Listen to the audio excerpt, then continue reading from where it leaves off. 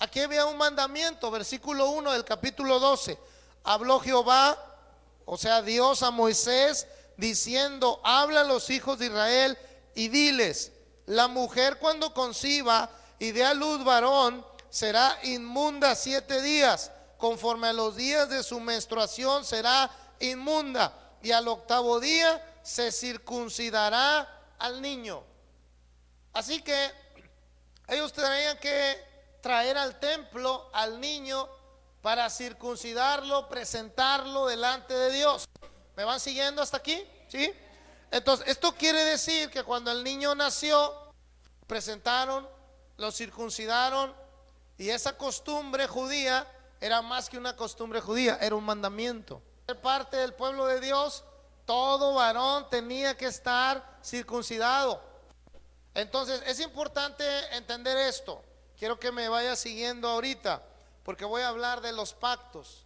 Dios es un Dios de pactos. Dígalo conmigo: Dios es un Dios de pactos. Entonces la Biblia dice que ellos a los 8 días agarraron al niño y se lo llevaron, porque ellos, dice la Biblia en el verso 6, que ellos eran irreprensibles en los mandamientos y ordenanzas del Señor. En pocas palabras, ellos seguían al pie de la letra la palabra de Dios. Y tú y yo debemos seguir al pie de la letra la palabra de Dios. Si la palabra de Dios dice que disciplinemos a nuestros hijos, hay que hacerlo. Si la palabra de Dios dice que no nos dejemos de congregar como algunos tienen por costumbre, tenemos que congregarnos. Si la palabra de Dios dice que las mujeres se deben de sujetar a sus maridos, se deben de sujetar. Si la palabra de Dios dice que nos debemos honrar unos a otros, debemos honrarnos. ¿Está conmigo? ¿Sí? Entonces, ¿quién de los que están aquí son como Zacarías y Elizabeth? ¿Sí? Irreprensibles en los mandamientos del Señor. Si la palabra de Dios dice que debemos diezmar, tenemos que hacerlo. Si la palabra de Dios dice que tenemos que honrar al prójimo y amarle, tenemos que amarle. O sea, que los mandamientos de la palabra de Dios no están para que te los aprendas de memoria, están para que los podamos vivir. Por eso es que dice la Biblia que Elizabeth y Zacarías eran irreprensibles en los mandamientos del Señor. Y por ello, cuando llegó el 8º día, ellos dijeron: vamos al templo, porque hay que circuncidar al niño. O sea, obedecían la palabra de Dios al pie de la letra. Esto es bien interesante ver la obediencia de estos hombres. Ahora, Dios es un Dios de pactos, y ellos sabían que la circuncisión era un pacto que Dios había hecho con Abraham. Entonces ellos lo que estaban haciendo era obedecer al pacto. ¿Están conmigo? ¿Sí? Ellos sabían que hubo un pacto con Abraham. Entonces ellos querían continuar con ese pacto, y por eso circuncidaron al niño. Ahora, la Biblia habla, mis amados, de 7 pactos, y quiero mencionar uno por uno. El primer pacto es el pacto que Dios hizo con Adán. Vaya conmigo en la Biblia a Oseas, capítulo 6, versículo 7. Mas ellos, cual Adán, o sea, como Adán, traspasaron el pacto. Allí, conscientemente, pecaron contra mí. La palabra prevaricación significa saber hacer lo bueno y no hacerlo. Entonces, el primer pacto, mis amados, que la Biblia nos registra, el pacto de Dios con los hombres. Diga conmigo: Dios con los hombres. El primer pacto que Dios hizo con los hombres fue el pacto adámico, o sea, el pacto de Adán. Dios quiso a través de Adán bendecir a la humanidad, pero nosotros sabemos que él falló, sabemos que desobedeció, porque este era un pacto de obediencia. Por ejemplo, en el pacto del matrimonio, la señal es el anillo. Esa es la señal de que estoy comprometido. Esta es la señal de que hay un pacto. De la misma manera, cuando Dios hizo el pacto con con Adán le dio de señal el Sabbat. Le dijo: yo hice en 6 días la tierra y descansé uno y lo santifiqué. Ahora en Génesis capítulo 6 versículo 18 está el segundo pacto. Este pacto es el pacto con Noé. Dice la escritura: mas estableceré, léalo conmigo, mas estableceré mi pacto contigo y entrarás en el arca tú, tus hijos, tu mujer y las mujeres de tus hijos contigo. Aquí está el segundo pacto. El segundo pacto es el pacto con Noé. Y la señal que Dios hizo de este pacto con Noé fue el arco iris. Cada que usted ve el arco iris en las nubes, es la señal del pacto que Dios hizo con Noé. Pero la Biblia enseña con toda exactitud que la descendencia de Noé falló. Así que el pacto con Adán falló, el pacto con Noé falló, y luego viene el tercer pacto. Dios hace un pacto buscando seguir ayudando a la humanidad, bendiciendo a la humanidad. Hace un tercer pacto, pero ahora se encuentra con otro hombre llamado Abraham, que significa padre de multitudes. Y en este pacto está en Génesis 17 versículo 1. Génesis 17 versículo 1 al 6. Dice que era Abraham de edad de 99 años cuando le apareció Jehová y le dijo: yo soy el Dios todopoderoso, anda delante de mí y sé perfecto, y pondré que mi pacto entre mí y ti, y te multiplicaré en gran manera. Así que aquí está el tercer pacto. Cuando falló Adán, Dios encontró a Noé. Cuando falló la descendencia de Noé, Dios encontró a Abraham. Esto es bien importante. Dios nunca va a terminar, Dios nunca va a truncar su obra por ti o por mí. Él va a seguir haciendo su plan hasta terminarlo. Aleluya. Dice la escritura que si tú no quieres, Él va a escoger a otro. Dice que Adán falló, escogió a Noé. Falló Noé y falló la descendencia de Noé, y entonces escogió a Abraham. Dice la palabra de Dios que con él hizo un pacto, y la señal de este pacto fue la circuncisión. Bueno, ¿por qué le hice así si no había tijeras en aquel tiempo? Había cuchillos. Y los cuchillos no creas que eran así de metal, eran así de piedra, no sé cómo. Así que no quiero ni imaginarme. Pero el punto es que Dios le dijo: ahora el pacto tiene una señal, Abraham, va a ser la circuncisión, y por medio de la circuncisión estará el pacto.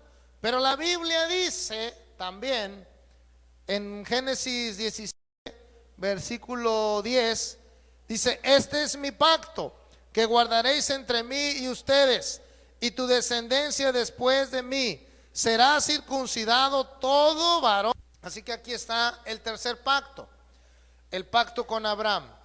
Pero resulta que Abraham se murió y Dios desechó a Esaú, y la Biblia enseña que Dios desechó a Ismael, y fue a través de Israel o Jacob que Dios continuó con su pacto a través de Moisés. Vaya conmigo a Génesis capítulo 15 en el versículo 13.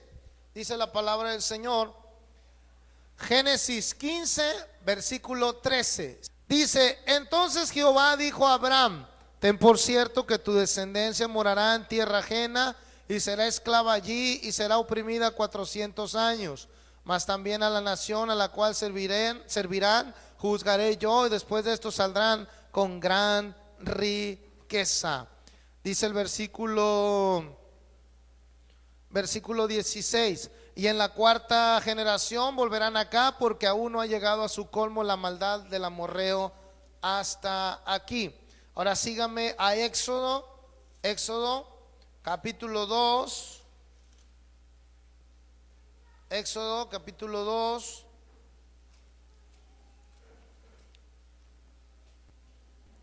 versículo 23. ¿Está usted ahí? Éxodo 2, 23. Aconteció que después muchos días murió el rey de Egipto, y los hijos de Israel gemían a causa de la servidumbre Y clamaron, y subió a Dios el clamor de ellos con motivo de su servidumbre. Y oyó Dios el gemido de ellos y se acordó de su pacto con Abraham, Isaac y Jacob. ¿Quién se acordó de su pacto? ¿Quién se acordó de su pacto? Dios se acordó de su pacto. Dice, y miró Dios a los hijos de Israel y lo reconoció Dios. Versículo 1 del capítulo 3. Apacentando Moisés las ovejas de Yetro su suegro, sacerdote de Madián, llevó las ovejas a través del desierto y llegó hasta Horeb, monte de Dios. Y se le apareció el ángel de Jehová en una llama de fuego en medio de una zarza. Él miró y vio que la zarza ardía en fuego y la zarza no se consumía. Entonces Moisés dijo, iré yo ahora y veré esta grande visión, porque ¿por qué causa la zarza no se quema? Viendo Jehová que iba a ver, lo llamó Dios de en medio de la zarza y dijo, Moisés, Moisés. Él respondió, heme aquí. Y dijo, no te acerques, quita el calzado de tus pies, porque el lugar en que tú estás, tierra santa es. Y dijo, yo soy el Dios de tu padre, Dios de Abraham, Dios de Isaac, Dios de Jacob. Entonces cubrió su rostro porque tuvo miedo de mirar a Dios. Aleluya. Así que aquí viene el cuarto pacto, el pacto de Dios con Israel a través de Moisés. O sea, Dios le falló a Adán, Dios consiguió. Falló la descendencia de Noé, ¿con quién siguió Dios? Con Abraham. Falló a la descendencia de Abraham y el colmo del pecado estaba terrible, y Dios escogió a Moisés para continuar el pacto que Dios tenía con Israel. Ahora viene número 5, el quinto pacto. El quinto pacto es el pacto con David. De Israel nacieron las 12 tribus, y de las 12 tribus sale una que se llama Judá, y de Judá sale el rey David. Vaya conmigo a Primera de Crónicas, capítulo 17.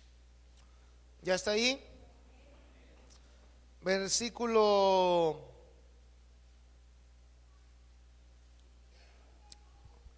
11. Le está diciendo Dios a David, y cuando tus días sean cumplidos para irte con tus padres, levantaré descendencia después de ti, a uno de entre tus hijos, y afirmaré su reino. Capítulo 17, verso 12 de Primera de Crónicas. Él me edificará casa, y yo conformaré su trono eternamente. Yo le seré por padre, y él me será por hijo. Y no quitaré de él mi misericordia, como la quité de aquel que fue antes de ti, sino que lo confirmaré en mi casa y en mi reino eternamente, y su trono será firme para siempre. Conforme a todas estas palabras y conforme a toda esta visión, así habló Natán a David. Y entró el rey David y estuvo delante del Señor y dijo, Señor Dios, ¿quién soy yo y cuál es mi casa para que me hayas traído hasta este lugar? Aleluya. Aquí está el quinto pacto. Dios fue escogiendo un hombre a través de los tiempos para hacer su pacto y bendecir a la humanidad. Amén. ¿Sí? Sexto pacto. Vaya conmigo a Jeremías capítulo 31. He aquí vienen días, dice el Señor, en los cuales haré ¿qué? Nuevo pacto con la casa de Israel y con la casa de Judá, no como el pacto que hice con sus padres el día que tomé su mano para sacarlos de Egipto, porque ellos invalidaron mi pacto, aunque fui yo un marido para ellos, dice el Señor. Pero este es el pacto que haré con la casa de Israel después de aquellos días, dice el Señor. Daré mi ley en su mente y la escribiré en su corazón, y yo seré a ellos por Dios y ellos me serán por pueblo. Y no enseñará más ninguno a su prójimo, ni ninguno a su hermano, diciendo conoce al Señor, porque todos me conocerán, desde el más pequeño de ellos hasta el más grande, dice el Señor, porque perdonaré la maldad de ellos y no me acordaré más de su pecado. Aleluya. Aquí está el sexto pacto, un pacto que va al interior del corazón y no solamente de la letra. Este pacto va a lo profundo del ser humano, es decir, que cualquier persona que busque a Dios le iba a encontrar. Este es el sexto pacto, y este pacto aún hasta hoy ha venido siendo vigente. Porque cualquier persona que agarra una Biblia, la lee y busca al Señor, lo encuentra. Yo he oído testimonios de gente que está en la cárcel, le llega una Biblia a la cárcel y conoce a Dios ahí en la cárcel. Otros están aquí afuera, leen la Biblia y nunca conocen a Dios. Qué terrible paradoja. Esto es por eso importante la cuestión interior del corazón. Aquí Dios está diciendo, no necesitas que nadie te enseñe. Si tú tan solo me buscas con todo tu corazón, me puedes encontrar. Este es el sexto pacto. Un pacto que aún hasta nuestros días es vigente. Y uno puede encontrar a Dios con el solo hecho de buscarlo. Amén. ¿Sí? Y el séptimo pacto y último es el pacto final, el pacto por medio de la sangre de Cristo. Esto está en 2 de Corintios capítulo 1.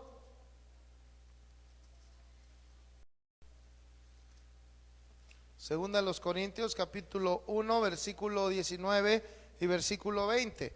Dice, porque el Hijo de Dios Jesucristo, que entre ustedes ha sido predicado por nosotros, por mí, dice Pablo, Silvano y Timoteo, no ha sido sí y no, mas ha sido sí en él.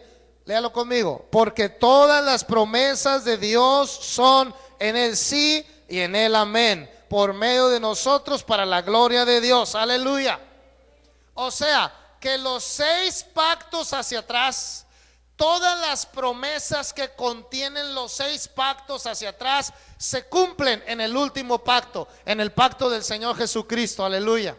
Por eso en la Santa Cena, cuando Él está con la copa, Él dice, este es el nuevo pacto en mi sangre, que por vosotros, dice, que por muchos es vertido.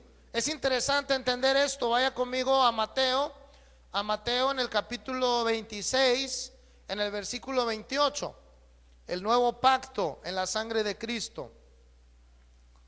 Mateo capítulo 26, perdón, versículo 28.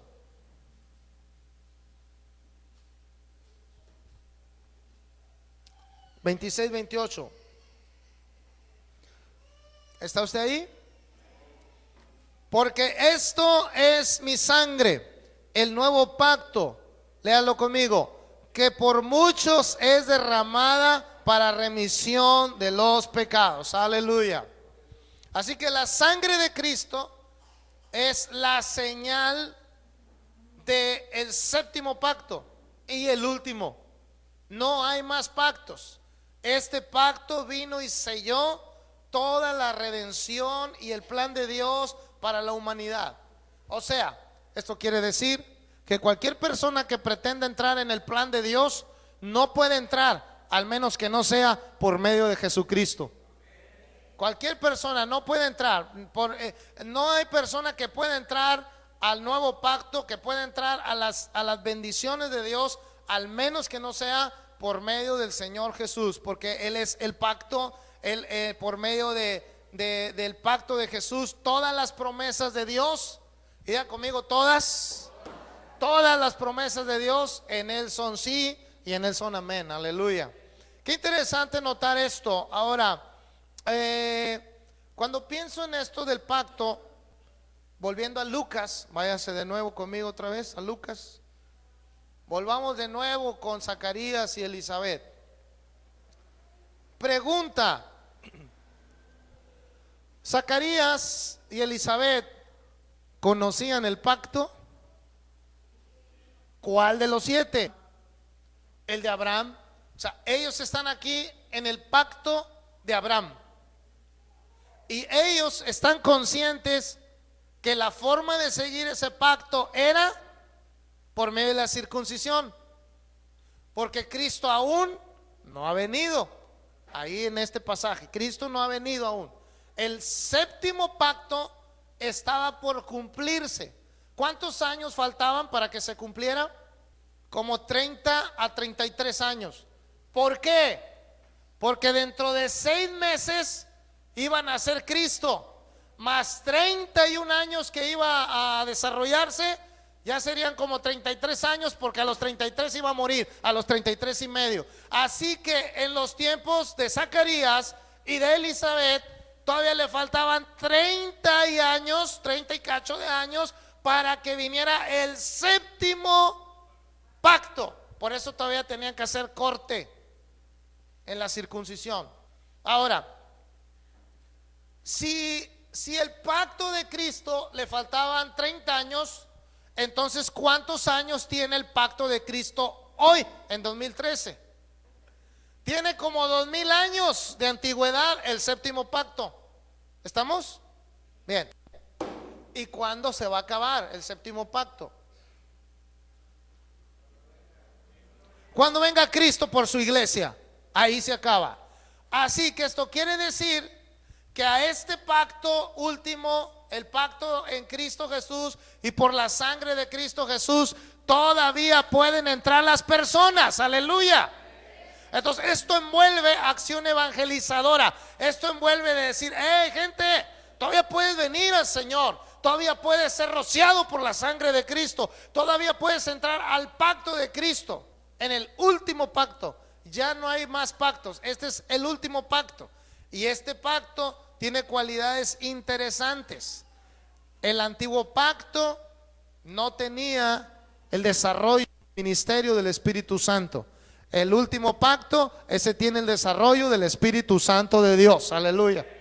Dice la Biblia en Hechos 2, 1 al 4, que estaban todos reunidos y entonces vino el Espíritu Santo sobre ellos. Aleluya. Así que en el séptimo pacto, en el 1, en el 2, en el 3, en el 4, en el 5 y en el sexto pacto, el Espíritu Santo no se movía. En el séptimo pacto, allí sí se mueve.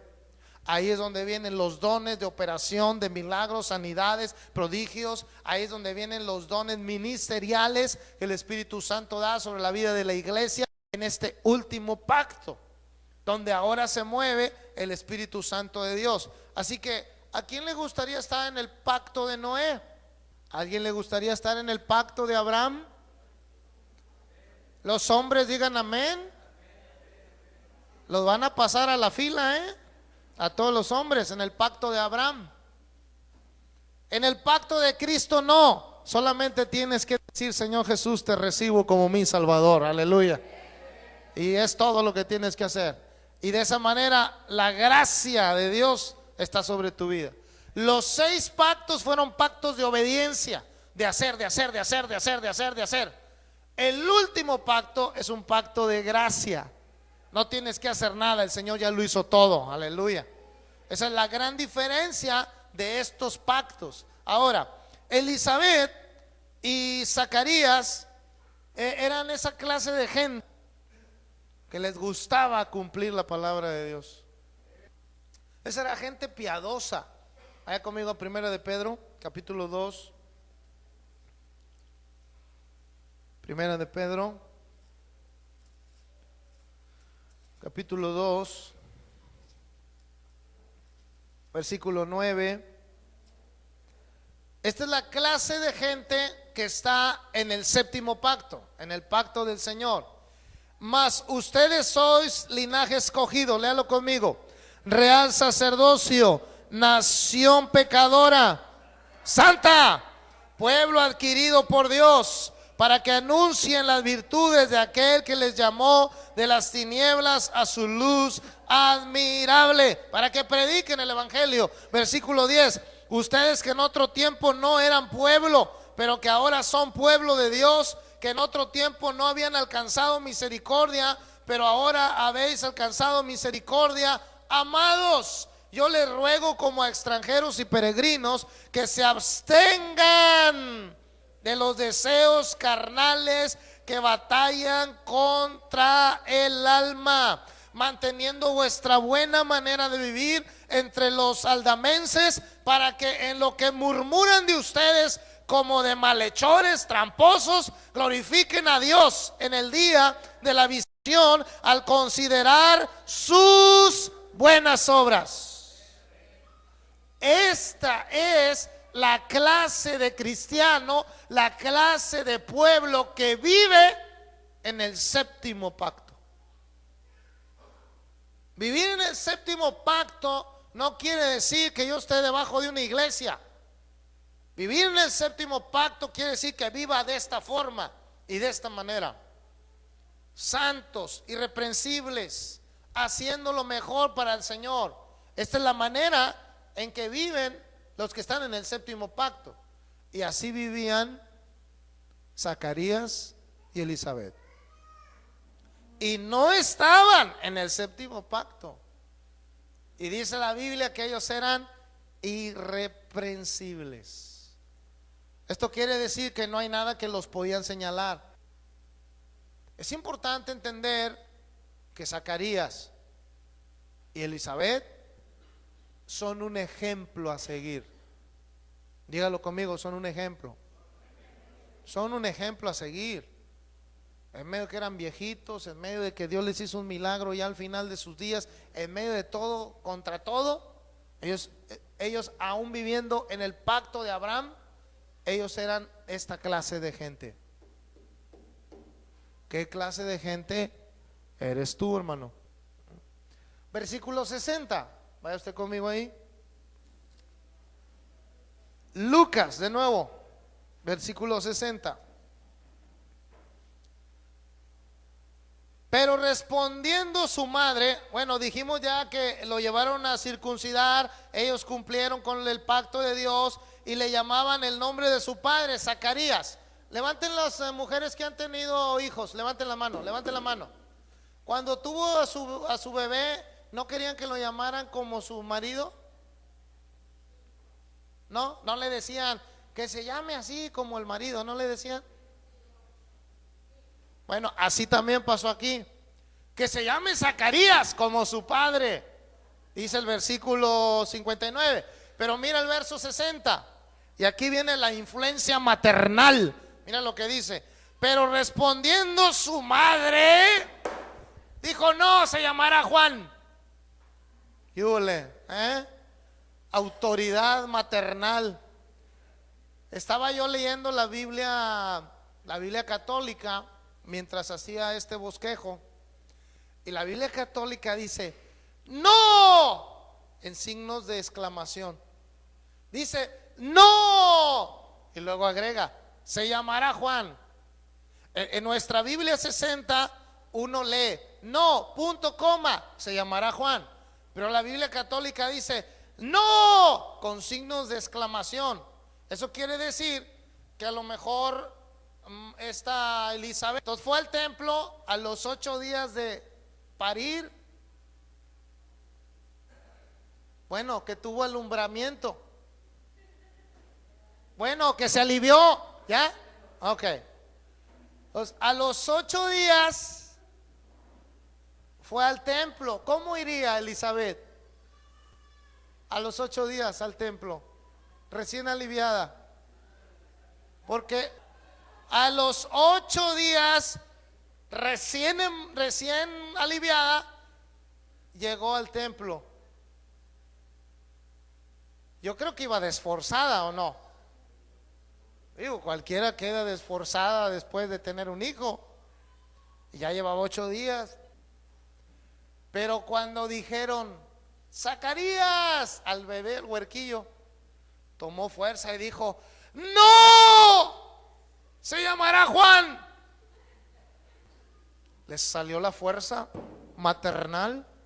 Ella dijo: ¡no! O sea, dijo: ni Dios lo mande que se llame Zacarías. Dijo: se llamará Juan. Ahora, no lo hizo también así como, pues yo diría que le dijeran a Zacarías: a ver si quiere que se llame Juan. No, tampoco lo hizo así. Lo hizo de forma imperativa. ¡no! Se llamará Juan. Mira el versículo 61. La inconformidad familiar. Verso 61. Le dijeron: ¿por qué? No hay nadie en tu parentela que se llame con ese nombre. O sea, saltó la suegra, saltó el tío, saltó el abuelo, saltó el vecino. Oye, ¿por qué? Si no hay nadie que se llame Juan en tu parentela, ¿por qué quieres ponerle Juan? Ve tantito para atrás, en el versículo 58. Mira quiénes son el episodio este. Dice, cuando oyeron los vecinos y los parientes. Así que cuando fueron al templo estaban vecinos y parientes. Entonces los parientes y vecinos, cuando oyeron que Elizabeth dijo, no, se llamará Juan. Y entonces le dijeron, ¿por qué? Si no hay ninguno que se llame en tu parentela Juan. Y entonces hacen algo. Ya vimos la inconformidad familiar. Ya vimos la influencia maternal. Ahora viene la riña maternal. Versículo 62. Entonces, ya conmigo, entonces preguntaron por señas a su padre que cómo le quería llamar. O sea, que ignoraron ¿a quién? A Elizabeth. A él, oye, ¿cómo quieres que se llame? Y luego viene en el verso 63 la frustración familiar. Verso 63. Y pidiendo una tablilla o una libreta de nuestra época, escribió diciendo, Juan es su nombre, ni modo, mi vieja manda. Y todos se maravillaron. Chequé la palabra griega de maravillarse. Es la palabra estar atónito o admirado. Esto quiere decir que cuando él dijo Juan es su nombre, la suegra le hizo así. Nunca pensó que el hijo iba a decir que tenía razón Elizabeth. Y en un descuido hasta se enojó la suegra y se fue del templo. Qué interesante notar esta cuestión familiar que está ocurriendo allí. Dice que en el versículo 64, al momento fue abierta su boca y suelta su lengua y habló bendiciendo a Dios. Así que el mudo se sanó, aleluya. Porque él había quedado mudo. ¿Por qué quedó mudo? Por incrédulo, acuérdese, no le creía al Señor, al ángel, tuvo duda y Dios, el ángel lo dejó mudo. Así que es hasta este momento que el mudo vuelve a hablar y cuando habla comienza a alabar a Dios. Verso 65, la expectación vecinal, checa el dato, verso 65, y se llenaron de temor todos los aldamenses y en todas las montañas de Judea se divulgaron estas cosas. Dice el versículo. Ahora, déjame decir algo acá. El aspecto vecinal es muy tremendo. Porque el aspecto vecinal está viendo todo lo que haces. El aspecto vecinal es terrible porque están viendo cómo te portas. Míralo, y es cristiano.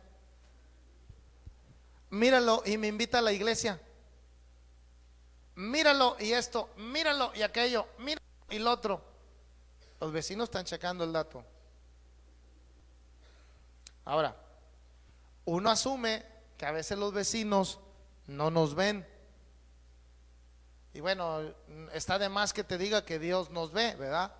Pero tú crees que no te ven, pero sí te ven. El aspecto vecinal es terrible. Ahí está en la Biblia, aquí está, pero también está en lo cotidiano. Verso 66, mira lo que dice. Y todos los que oían las guardaban en su corazón diciendo, ¿quién será este niño? Y la mano del Señor estaba con él, aleluya. Aquí quiere decir, Juan Bautista tenía el favor de Dios. El favor de Dios estaba sobre Juan Bautista. Muchos eruditos creen que él era una secta, que era parte de la secta llamada de los esenios. Los esenios eran una secta muy rigurosa que observaba la Torá, que vivían en mucha santidad, buscaban lo espiritual y eran muy dados a buscar lo espiritual. Y que eran ascetas porque de alguna manera ellos practicaban el hecho de el celibato y practicaban el vivir para Dios de una manera extrema. Pues muchos creen que Juan Bautista era eso. Yo no lo creo. Yo lo que creo es que él amaba al Señor y quería cumplir sus mandamientos. Y él tenía unos padres que eran irreprensibles delante del Señor. Y él pudo seguir el ejemplo de ellos. Por eso le cortaron la cabeza, porque era demasiado sensible ante la santidad. Es interesante este punto. Ahora, dice en el versículo 67, y Zacarías, su padre, fue lleno del Espíritu Santo y profetizó. A ver, síganme acá conmigo. Fue lleno del Espíritu Santo y el Espíritu Santo todavía no había venido. Hechos capítulo 2, versículo 1 es el escenario de la venida del Espíritu Santo. Así que cuando Zacarías fue lleno 37 años antes que viniera, 30 años antes que viniera el Espíritu Santo, fue lleno del Espíritu Santo, dice aquí. ¿De dónde sacaron ellos la cuestión del Espíritu Santo? Si el Espíritu Santo no había venido. Déjenme le explico. Todo el Antiguo Testamento, acá, sígame. Todo el Antiguo Testamento, el Espíritu Santo solo venía y se iba. Venía sobre un hombre y se iba. Venía sobre una mujer y se iba. Nunca se quedaba. Pero el Espíritu Santo en Hechos 2, 1, 4 vino y se quedó para siempre, aleluya. Y se va a ir otra vez, pero hasta que Cristo arrebate a su iglesia, amén. Así que mientras el Espíritu Santo está aquí, entonces ¿qué pasó aquí? Vino el Espíritu Santo sobre Zacarías y fue lleno y regresó de nuevo, otra vez. Entonces es importante entenderlo. En la dispensación del Espíritu Santo vino y lo llenó. Y dice el versículo, si uno sigue leyendo hasta el verso 77, él profetizó. Sígame algo acá interesante. Cuando Dios en la vida de un hombre y de una mujer, primero se va a encontrar con ella o con él. Con el hombre, vamos a ponerlo en general. Dios se va a encontrar con el hombre. Después te va a sanar. Después te va a llenar. Después te va a usar y después te va a llamar. Así funciona. Le pasó a Zacarías, se encontró con él primero, después lo sanó, después lo llenó del Espíritu Santo, después lo usó para profetizar y por último le llamó a su presencia. Así es como opera el Señor con cada uno de nosotros. ¿En dónde estás del proceso? ¿Ya te encontró? ¿Ya te sanó? ¿Ya te llenó con su espíritu? ¿Ya te está usando? ¿Y ya te llamó? Y no nos ha llamado aún, pero ese es el proceso. Termino en el verso 80 y nos vamos para casa. Verso 80. Dice que el niño crecía y se fortalecía en espíritu y estuvo en lugares desiertos. ¿A quién le gusta el desierto? ¿Alguien ha estado en algún desierto alguna vez? Y el lugar desierto, quiero que me siga bien con esto, porque ya acabo. El lugar desierto es siempre necesario para nuestra vida espiritual. Es necesario pasar por el desierto para permitir que Dios nos hable. Dice que él se la pasaba en lugares desiertos. Él no se presentaba a la gente, andaba en lugares desiertos. Pero no porque fuera un ermitaño, sino porque en su preparación, antes de revelarse al pueblo, fue para que Dios le hablara al desierto. Y le voy a decir con la Biblia esto. Vaya a Primera de Reyes capítulo 19. Primera de Reyes capítulo 19, versículo del 1 al 4. Acab dio a Jezabel la nueva, Reyes 19, 1 al 4, de todo lo que Elías había hecho y de cómo había matado a espada a los profetas. Entonces envió Jezabel a Elías un mensajero diciendo: así me hagan los dioses y aún me añadan si mañana a estas horas yo no he puesto tu persona como la de uno de ellos. Viendo pues el peligro, se levantó y se fue para salvar su vida. Vino a Berseba, que está en Judá, dejó allí su criado, y él se fue por la playa un día de camino. ¿Por dónde se fue? Por el desierto. Un día de camino, y se sentó debajo de un enebro, y deseando vivir, dijo: basta ya, Señor Jehová, quítame la vida, pues no soy yo mejor que mis padres. Y echándose debajo del enebro, se quedó dormido, y aquí luego un ángel le tocó. Así que cuando Elías se ve maltratado, porque el pueblo no quería buscar a Dios, él se fue al desierto. Él fue al desierto para que Dios le hablara. El contexto de ese pasaje dice que se fue al monte de Dios, a Horeb. El Sinaí se encuentra en el desierto. Así que Elías se fue al desierto para que Dios le hablara. Juan el Bautista se fue al desierto para que Dios le hablara. Moisés, cuando la zarza estaba ardiendo, estaba en el desierto. El desierto, los lugares desérticos son la oportunidad para que Dios nos hable espiritualmente. Pero no estoy hablando de un desierto físico, estoy hablando de un desierto espiritual. A veces Dios lo tiene que mandar a la cama, enfermo, en ese desierto de enfermedad, para hablarle. El problema es que usted se venga del desierto y Dios no le haya hablado. Ahí está el problema. Tiene que estar atento. Si Dios lo está llevando al desierto de la calamidad espiritual, es porque Dios quiere tratar con usted algo.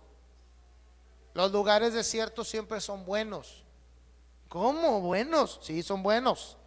Hay otra parte en Marcos, vaya usted conmigo, Marcos capítulo 1 verso 13. Porque en los desiertos Dios siempre está, aleluya. Dice que cuando estaba en el desierto Moisés, ¿quién estaba con él? ¿Por qué estaba Dios con él? No. ¿Por qué estaba Dios con él ahí gráficamente? Porque la zarza estaba ardiendo y no se consumía. Y Dios le dijo: quita las sandalias de tus pies. Dios estaba con él en el desierto. Dios estaba con Juan el Bautista en el desierto. Dios estaba con Elías en el desierto. Que le dijo: ¿qué haces tú, Elías? Dijo: mátame ya de una vez. Y cuando Jesús estaba en el desierto, ¿quién creen que estaba con él? Dios.